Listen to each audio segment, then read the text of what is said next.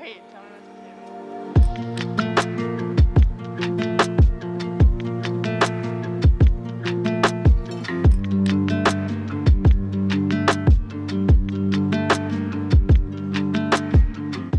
do. What's up everybody? In this video we're going to be looking at a recent aquascape that I made using some Hakkai stone and some natural driftwood.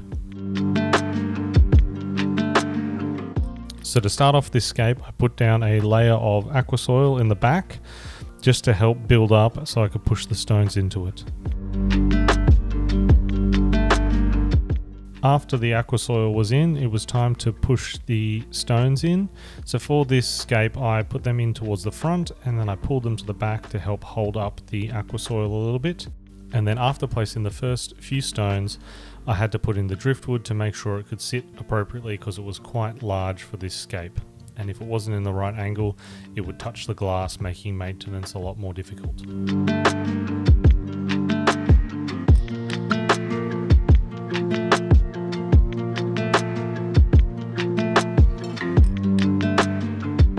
So for the stones in this tank, the main ones were ADA Hakkai stone.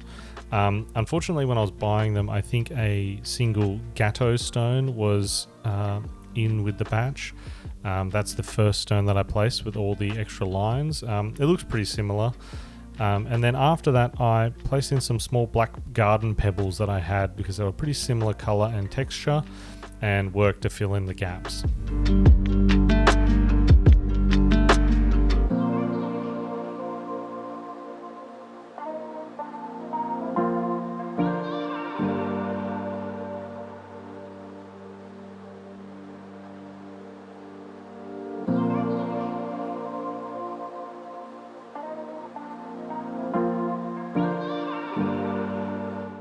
So after all the stones were in place, I put down a small layer of decorative sand.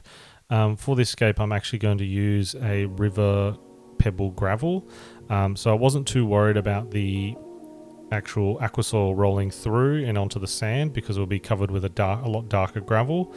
And then I just wanted this sand to sort of fill in some of the gaps, sit between, and then so the gravel wouldn't sit directly on the glass. And then this is the gravel. It has a lot of nice textures and colors, and it's quite dark, but it has some nice little pops of lights and reds in there.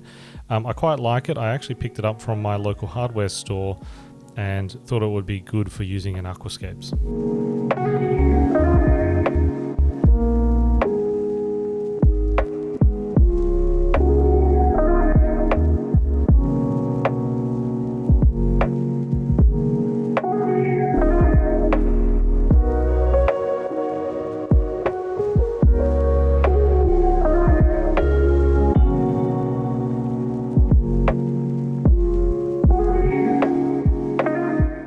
After the stones and the gravel were in, it was time to place the last few pieces of sort of detailed wood in, and then I was onto gluing.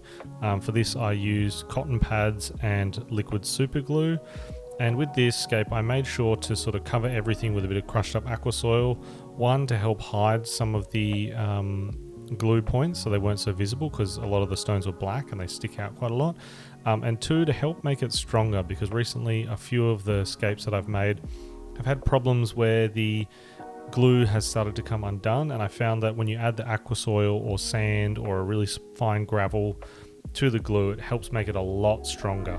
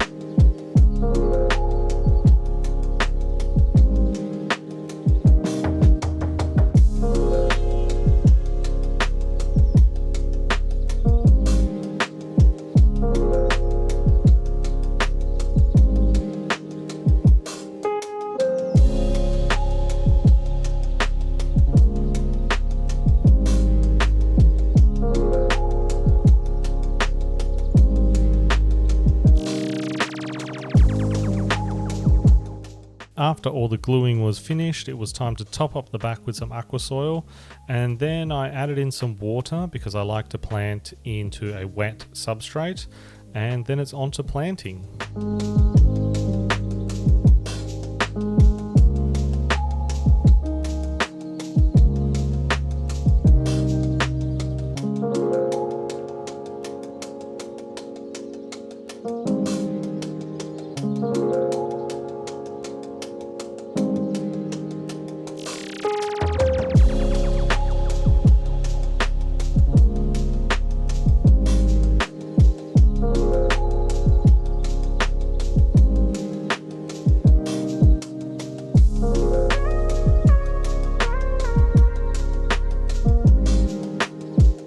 So for this scape, to start off with, I planted some Eriocaulon feather duster. I wanted some long, wild, sort of reedy plants in the back, so this was the first one that I picked. And then after the Eriocaulon, I went in with some Juncus repens, which also gave that nice, wild, long, lush effect.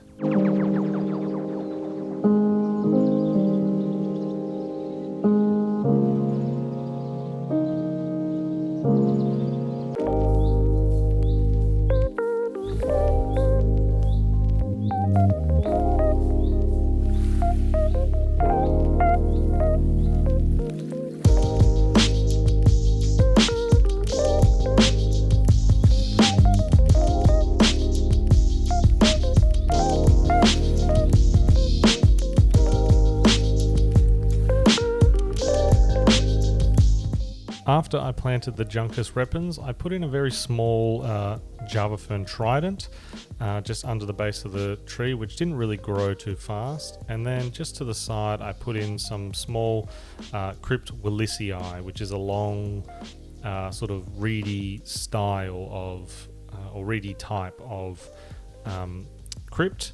And then after the crypts, it was onto some Eriocaulon Vietnam.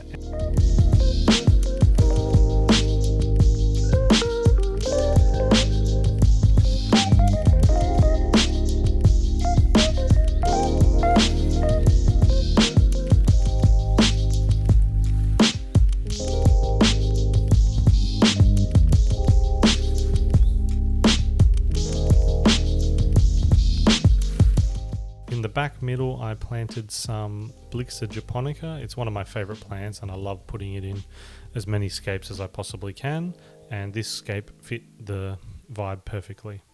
And then after this, I had some of the Samivulus parvula. I believe that's how it's pronounced. I might put it up on the screen because I always pronounce it incorrectly.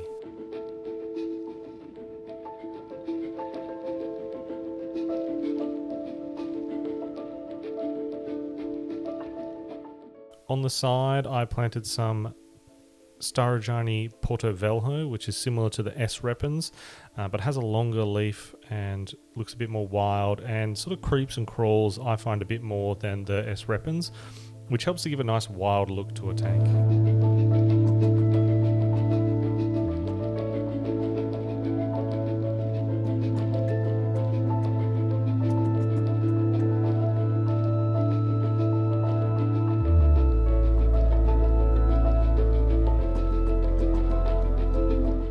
And speaking of S repens, to finish it off, I planted some little bits of S repens in the sides.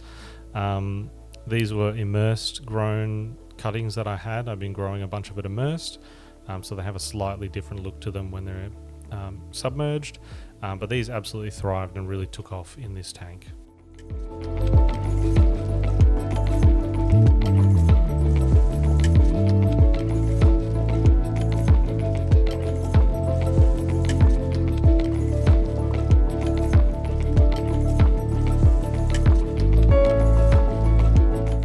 And then finally, we just had some small bits of boosts attached to some rocks. I just wanted some little different colors and textures in that front section, and so I thought that would be a perfect little match. And I think some of the leaves matched up quite nicely with some of the gravel and the darker tones of the stones themselves.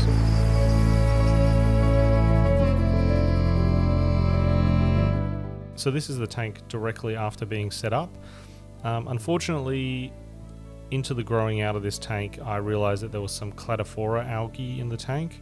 I'm not sure how it got in there, whether it was on the plants or on the Hardscape because I'd used it before, but I did bleach it and did a bunch of stuff to prevent it, but it still came through. So this tank didn't have the best grow out, and after a while I sort of neglected it a bit because once you get cladophora, it's almost impossible to get out. So I just sort of left it to its fate.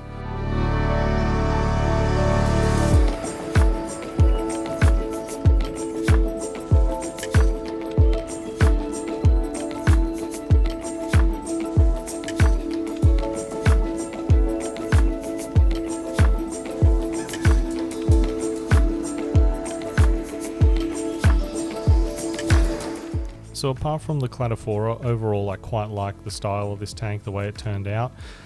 It sat sort of empty for a while with no fish, but when I pulled down another tank I was able to move a bunch of small chili rasboras and some ruby tetras into this tank, and I also had a pair of black tiger darios.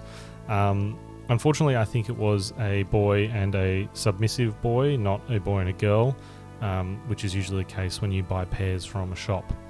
But these final shots here, you can see the tank has a lot of cyanobacteria, but still overall I'm pretty happy with how the tank turned out, even though it had a few big algae problems. So thanks for watching.